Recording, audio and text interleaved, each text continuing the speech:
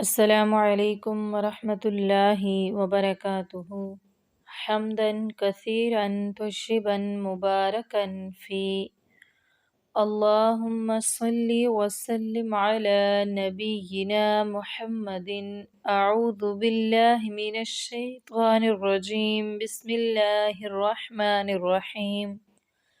علم کیا نہیں ترا آپ نے دیکھا الی الذین ان لوگوں کی طرف خرجو جو نکلے من دیارہم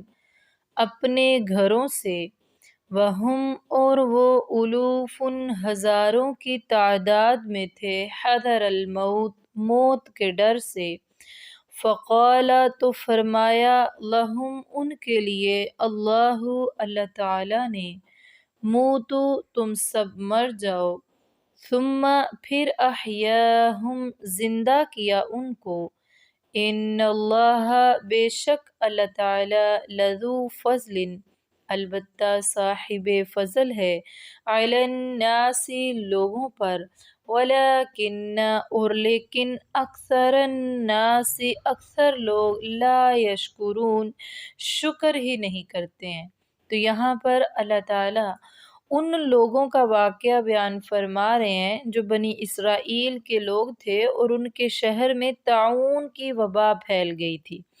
اور یہ طاعون کی وبا کا شکار ہو کر مر جانے کے خطرہ کی بنا پر اپنا سامان وغیرہ لے کر ہزاروں کی تعداد میں شہر سے نکل کھڑے ہوئے اور سمجھے کہ اس طرح ہم موت سے بچ جائیں گے۔ ابھی وہ کسی منزل پر پہنچے ہی نہ تھے کہ رستے میں ہی انہیں موت نے آ لیا اور سب کے سب مر گئے۔ تو ادھر یہ آیت لانے کا مقصد یہ ہے کہ اس سے اگلی آیت میں اللہ تعالیٰ جہاد کا حکم دے رہے ہیں، جہاد کی فضیلت بیان فرما رہے ہیں۔ تو ادھر یہ آیت لانے کا مقصد یہ ہے کہ اللہ تعالیٰ فرما رہے ہیں زندگی اور موت کا اختیار تو اللہ تعالیٰ کے ہاتھ میں ہے۔ کہیں ایسا نہ ہو کہ موت کے ڈر کی وجہ سے تم لوگ جہاد کو چھوڑ دو۔ پھر اللہ تعالیٰ نے ان کی مثال بیان کی، ان کا واقعہ اس لیے بیان کیا کہ دیکھیں موت کے ڈر سے وہ اپنے شہر کو چھوڑ کر نکلے اور پھر رستے میں ہی سب کے سب مر گئے، کوئی بھی ان میں سے نہ بچا۔ ممکن تھا کہ وہ اپنے شہر میں ہی رہتے تو کوئی نہ کوئی تو ان میں سے بچ ہی جاتا نا، اور اگر اللہ تعالیٰ چاہتے تو سب کے سب ہی بچ جاتے، اس وبا سے کسی کو بھی موت نہ آتی۔ اور رسول اللہ صلی اللہ علیہ وآلہ وسلم کا فرمان ہے جب کسی شہر میں کوئی وبا پھیلتی ہے تو وہ نہ تو اپنے شہر سے باہر جائے اور باہر والے لوگ اس شہر میں داخل نہ ہوں۔ تو انہوں نے جو ہے موت کے ڈر سے نکلے اور رستے میں ہی سارے کے سارے مر گئے، یعنی انہوں نے اللہ تعالیٰ پر بھروسہ نہ کیا، بزدلی دکھائی، تو ان کی بزدلی کا نتیجہ کیا ہوا کہ وہ سب ہی مر گئے، کوئی ایک بھی ان میں سے نہ بچا۔ اور پھر اللہ تبارک و تعالیٰ نے فرمایا کہ ثم احیاہم، اللہ تعالیٰ نے پھر ان کو زندہ کیا۔ زندہ اس طرح کے کچھ مدت کے بعد وہاں سے ایک پیغمبر جو سیدنا موسیٰ علیہ السلام کے تیسرے خلیفہ تھے، وہ وہاں سے گزرے اور یہ صورتحال دیکھ کر انہوں نے اللہ تعالیٰ سے دعا کی، تو اللہ تعالیٰ نے اپنی مہربانی سے انہیں دوبارہ زندگی عطا کر دی، اور ہر شخص سبحانک لا الہ الا انت کہتا ہوا کھڑا ہو گیا۔ اور پھر اگلی آیت میں اللہ تعالیٰ جہاد کا حکم دے رہے ہیں کہ وقاتلو، اور تم سب جہاد کرو، لڑو، جنگ کرو، فی سبیل اللہ، اللہ تعالیٰ کی راہ سے، وَاعْلَمُوا، اور تم سب جان لو، ان اللہ کہ بے شک اللہ سمیع وہ خوب سننے والا ہے، علیم خوب جاننے والا ہے۔ یعنی اللہ نے فرمایا ہے کہ اللہ تعالیٰ کی راہ میں ہی لڑو، یعنی اس آیت میں موت سے نہ ڈرنے اور اللہ تعالیٰ کی راہ میں جہاد کرنے کی ترغیب دی جا رہی ہے، کیونکہ پچھلی آیت میں بھی تو یہی بتایا گیا نا کہ موت اور زندگی صرف اور صرف اللہ تعالیٰ کے اختیار میں ہے، تو جسے چاہے وہ موت دے دے اور جسے چاہے لمبی زندگی دے دے، اور اگر اللہ چاہے تو جہاد میں جانے والے کو بھی موت کے منہ سے بچا لے، اور اگر اللہ چاہے تو کسی کو گھر بیٹھے ہی موت دے دے، یا جو موت سے بھاگ کر نکل کھڑا ہو اسے راہ ہی میں موت کی نیند سلا دے، اور چاہے تو مردہ کو بھی اللہ تعالیٰ زندہ کر دے۔ تو یہ تمام موت اور زندگی کے اختیارات صرف اور صرف اسی اللہ کے ہاتھ میں ہیں، لہٰذا تمہیں اللہ تعالیٰ پر بھروسہ کرتے ہوئے جہاد کرنا چاہیے۔ صحیح مسلم شریف میں ہے کہ سیدنا ابو ہریرہ رضی اللہ تعالیٰ عنہ فرماتے ہیں، رسول اللہ صلی اللہ علیہ وآلہ وسلم نے فرمایا، جس نے زندگی بھر جہاد نہ کیا اور نہ ہی اس کے دل میں جہاد کرنے کا خیال پیدا ہوا تو وہ منافق کی موت مرا۔ یعنی ہمیشہ جب بھی اپنے آپ کو تیار رکھنا چاہیے کہ جب بھی ضرورت پیش آئے ہم جہاد کے لیے ضرور نکل کھڑے ہوں گے۔ پھر اگلی آیت میں اللہ تعالیٰ فرما رہے ہیں کہ من ذا الذی، من کون ہے وہ شخص، ذا الذی وہ شخص کے یقرض اللہ وہ قرض دے اللہ تعالیٰ کو،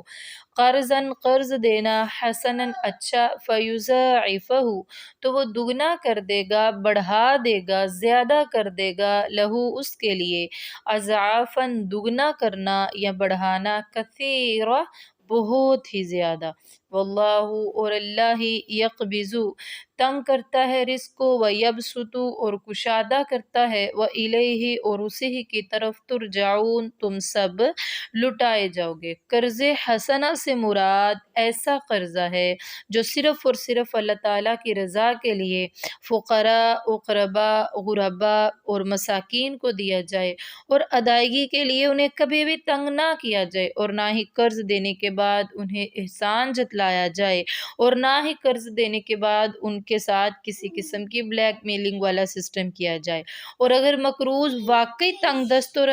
قرض کی ادائیگی سے معذور ہو تو اسے معاف ہی کر دیا جائے۔ اور اللہ تعالیٰ کو قرض حسنہ دینے کا مفہوم اتنا وسیع ہے جس میں انفاق فی سبیل اللہ کی تمام صورتیں آ جاتی ہیں، اور اس میں جہاد کی تیاری پر خرچ کرنا، مجاہدین کی مالی مدد کرنا، اللہ تعالیٰ کے ایسے بندوں کی جو دین کی خدمت کرتے ہیں، علماء ہیں، ان کی مدد کرنا، اور مضمون کی مناسبت سے یہاں یہی صورت درست معلوم ہوتی ہے کہ ایسے قرضہ کو اللہ تعالیٰ 700 گنا تک بلکہ اس سے بھی زیادہ تک بڑھا دیتے ہیں، اور اس بڑھوتی کا انحصار دو باتوں پر ہوتا ہے، ایک یہ کہ خالصتاً اللہ تعالیٰ کی رضا کے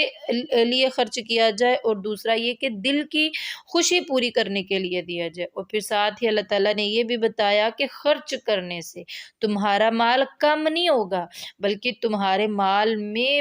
اللہ تعالیٰ اضافہ فرما دیں گے، تمہیں دگنا چگنا عطا فرمائیں گے، اور پھر فرمایا واللہ یقبض ویبسط والیہ ترجعون، اللہ تعالیٰ جس کا مال چاہتے ہیں کم کر دیتے ہیں، جس کا چاہتے ہیں بڑھا دیتے ہیں۔ جب اللہ تعالیٰ کی راہ میں تم دل کھول کر خرچ کرو گے تو اللہ تعالیٰ تمہارے مالوں کو بڑھا دے گا، وَإِلَيْهِ تُرْجَعُونَ تم نے بھی، تمہارے مالوں نے، سب نے اللہ تعالیٰ ہی کی طرف لوٹ کر جانا ہے۔ تو آج کا ہمارا سبق یہیں تک۔ سبحان ربک رب العزت عما یصفون وسلام علی المرسلین والحمد للہ رب العالمین۔ سبحانک اللہم وبحمدک نشہد ان لا الہ الا انت نستغفرک ونتوب الیک۔